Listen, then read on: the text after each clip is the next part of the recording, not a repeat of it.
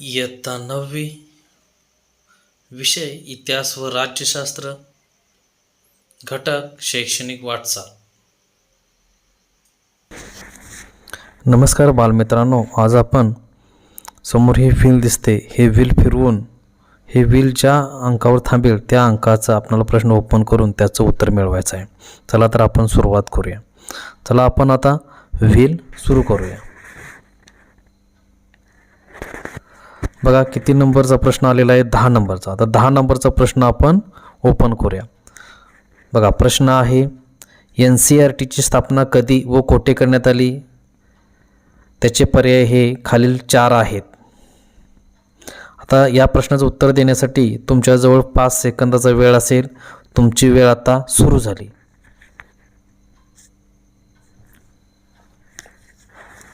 आणि याचं उत्तर आहे 1 सप्टेंबर 1961 दिल्ली. चला परत आपण व्हीलकडे जाऊ. व्हील फिरवू. थांबवा. आता किती नंबरचा प्रश्न आलेला आहे? 8वा प्रश्न. प्रश्न असा आहे, कोठारी आयोगाच्या कामकाजात कोणाचे मोलाचे योगदान आहे? पर्याय 1 डॉक्टर JP नाईक, पर्याय 2 डॉक्टर सर्वपल्ली राधाकृष्णन, पर्याय 3 RS दवे, पर्याय 4 के कस्तुरीरंगन. वेळ तुमची सुरू झाली.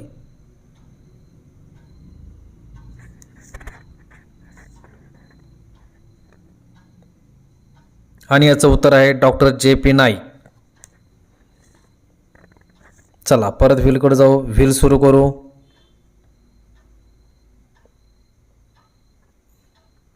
चला किती नंबरचा प्रश्न आलेला आहे? 5वा प्रश्न असा आहे, भारतातील कोणते राज्य 1991 साली पूर्णतः साक्षर ठरले? पर्याय 1 केरळ, पर्याय 2 महाराष्ट्र, पर्याय 3 गुजरात, पर्याय 4 कर्नाटक. वेळ तुमची सुरू झाली.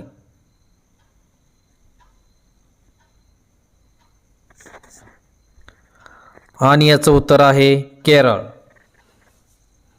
चला परत व्हीलकडे जाऊ. व्हील सुरू करू. चला किती नंबरचा प्रश्न आलेला आहे? 14वा प्रश्न असा आहे, NCERT मार्फत कोणते मासिक प्रकाशित केले जाते? पर्याय 1 जीवन शिक्षण, पर्याय 2 किशोर, पर्याय 3 अंकुर, पर्याय 4 समीक्षा. वेळ तुमची सुरू झाली.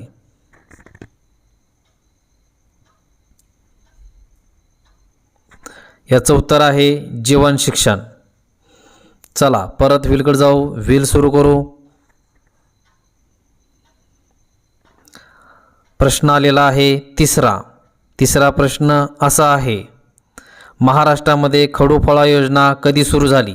पर्याय 1 सन 1988 साली, पर्याय 2 सन 1990 साली, पर्याय 3 सन 1989 साली, पर्याय 4 सन 1985 साली. वेळ तुमची सुरू झाली.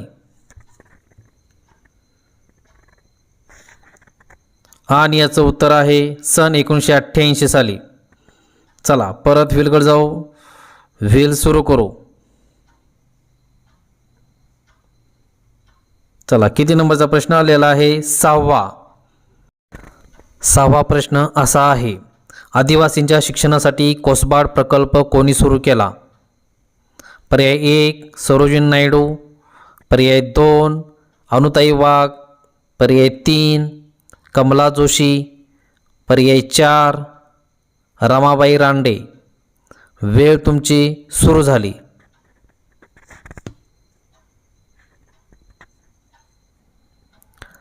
आणि याचं उत्तर आहे अनुताई वाघ. चला परत व्हीलकडे जाऊ. व्हील सुरू करू. चला किती नंबरचा प्रश्न आलेला आहे?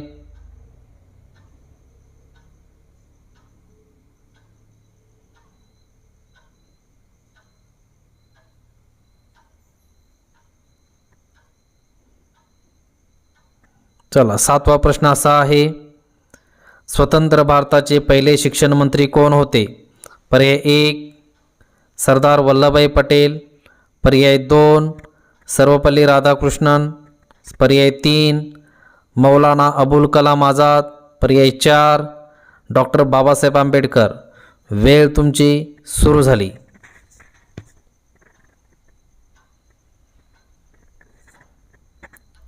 आणि याचं उत्तर आहे मौलाना अबुल. चला परत व्हीलकडे जाऊ. व्हील सुरू करू.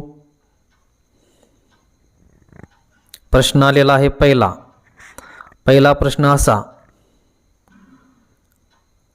सन 2001च्या जनगणनेत भारतात साक्षरतेचे प्रमाण किती होते? पर्याय 1 80%, पर्याय 2 52%, पर्याय 3 64%, पर्याय 4 75%. वेळ तुमची सुरू झाली.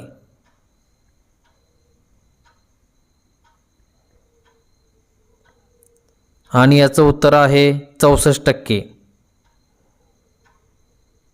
चला परत व्हीलकडे जाऊ. व्हील सुरू करू.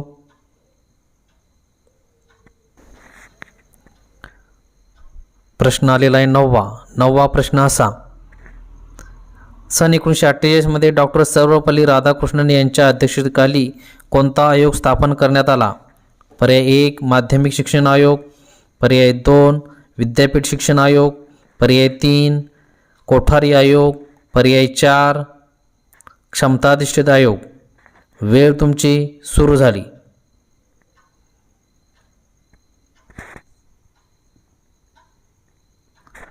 आणि याचं उत्तर आहे विद्यापीठ शिक्षण आयोग.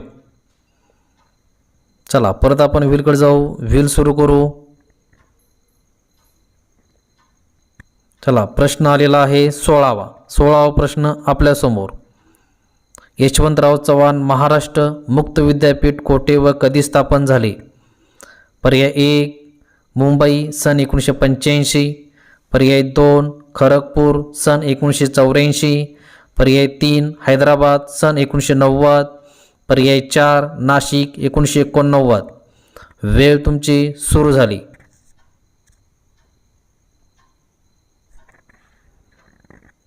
आणि याचं उत्तर आहे नाशिक 1989. चला परत व्हीलकडे जाऊ. व्हील सुरू करू. प्रश्न आलेला आहे दुसरा प्रश्न आपल्यासमोर. प्राथमिक शिक्षण हे कोणत्या वयोगटातील विद्यार्थ्यांना दिले जाते? पर्याय 1 3 ते 6 वर्ष वयोगट, पर्याय 2 9 ते 12 वर्ष वयोगट, पर्याय 3 6 ते 14 वर्ष वयोगट, पर्याय 4 8 ते 12 वर्ष वयोगट. वेळ तुमची सुरू झाली.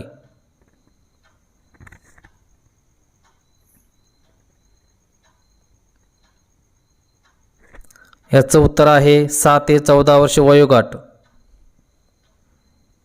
चला परत व्हीलकडे जाऊ. व्हील सुरू करू. प्रश्न आलेला आहे 15वा प्रश्न आपल्यासमोर. संयुक्त राष्ट्र संघटनेने कोणते वर्ष जागतिक शैक्षणिक वर्ष म्हणून साजरे केले? पर्याय 1 सन 1960, पर्याय 2 सन 1970, पर्याय 3 सन 1980, पर्याय 4 सन 1990. वेळ तुमची सुरू झाली.